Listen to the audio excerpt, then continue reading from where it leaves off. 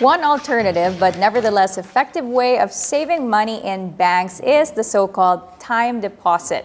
It's basically the concept of you depositing money which you cannot withdraw until it reaches maturity. So to explain this further, we have with us here Marvin Germo. He's a registered financial planner. Good morning, Marvin. Good morning. Thank you for having me. And thanks for coming in. Yeah, it's a pleasure. It's my pleasure. So we're going to talk about time deposit this morning. Okay. I think it's one of the most traditional, oldest investment strategies out there when people put their money in time deposit. Okay, yeah. Right? Yeah. Correct? So what are the advantages of putting your money in time deposit? All right, let me just bring you to principles first. Okay. Number one, in terms of investing and putting your money in, it's always the higher the risk, the higher the reward. Mm-hmm. The lower the risk, the lower the reward that you will get. Okay. When you look at it from that angle, time deposits are in the lower end of that spectrum, meaning it doesn't have as much risk. Mm-hmm. You put in 100,000, you get 100,000, but with a small kicker interest rate that you can get from it.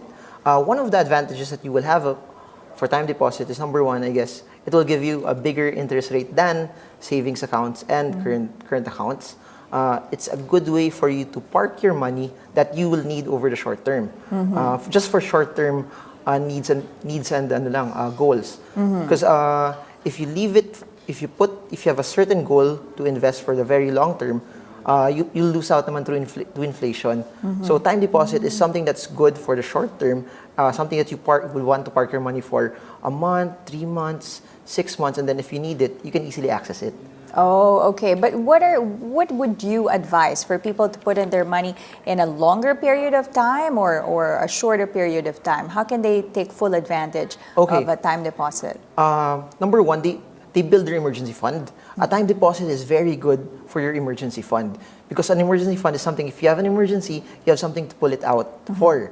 So in terms of duration, I'd go for the longer one because it would give you a higher interest rate than the one that's 30 days or 60 days. But it doesn't matter because if you can always withdraw your time deposit regardless of the duration that you would have. What's going to happen lang if you withdraw it prematurely, the yield that you will get will be prorated, but you still get your full amount that you placed in there. Mm-hmm. Who are the people that you think should be putting their money in time deposit? What kind of people you think they can start as early as their teens or in high school, college, or as soon as they start working? Okay, number one, I think it's for everyone, but it's something where you park items that you want to touch for the short term. But if you're older also, it's a good way for you to put your money if you don't want to have any volatility, because we understand if you're a retiree, you don't want to see your money drop because it's in a mutual fund or the stock market. I guess it's really the more conservative you are, the more money you park in time deposits, the more aggressive you are. If you're younger, the lesser money you should put in time deposits. Like for me, I put a very small amount for time deposits. It's really for my contingency or emergency purposes. The rest I invest because it's under the concept that a lot of people put their money there, leave it for the long term, but if it's left for 10, 20 years, it really doesn't earn much. So it's for someone who's relatively older that doesn't want to doesn't want to go through the volatility of the markets. Oh, okay. So since you're talking about investing in the stock market as well, so time deposit is more of a conservative way of putting away money. Yes. And making a little bit out of it, and it's a slower way of accumulating a little bit of interest. And I guess the key word there is accessibility, that when you need the money, you can have it. You have already the notion that if I put this much, I can expect this much also if I need it. The difference between investing in other avenues, you're not sure how much it will be 6 months, a year, or 2 years from now. Right. For time deposit, you have an emergency, your child needs to... a good example is this. If I have a child and then he's going to go to school a year from now, June, I would not put that money in the stock market. Why? Because I'm not sure how big or how low the money will be. So I put it in savings accounts or time deposits because it will still beat the regular current and savings account. But when I need it in June, when I need the money, it's there. Or another example, you're getting married. Do not put your wedding fund into stock market. Into the stock market, because especially you'll never know what's going to happen. Yeah, or probably the money that you'll have to buy a gown might not be there anymore. You just have to slash your money. But if it's in a time deposit, you need it 4 months from now, you need it 6 months from now.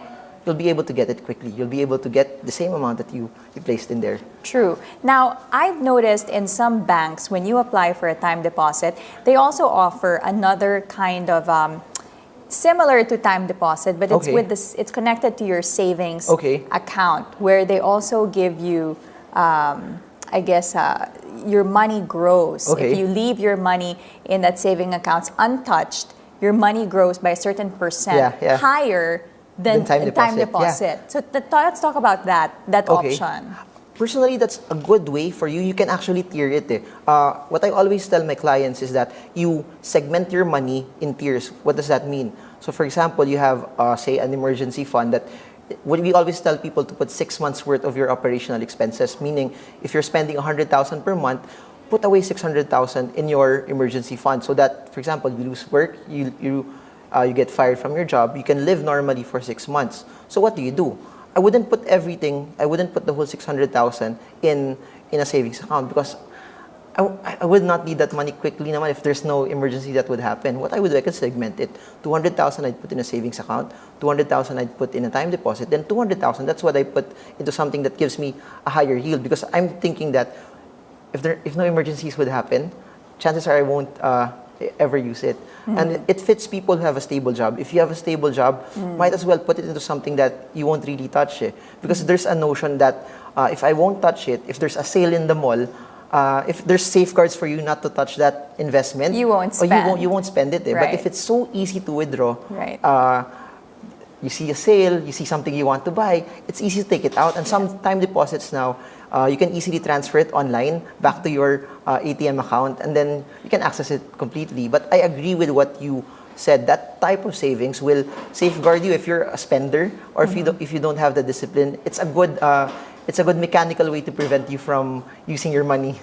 So basically, check with your bank what other options Yes, you have, yes, because yes. you have the time deposit, you have that savings account option, which is similar to time deposit. I remember hearing about that from one of the banks. And then also, just briefly, for those people who you have that extra and then wanna maybe invest in the stock market. What's the stock market looking? Because you're a financial planner. Yeah, So yeah. we were talking about this earlier. What's the stock market looking like these days?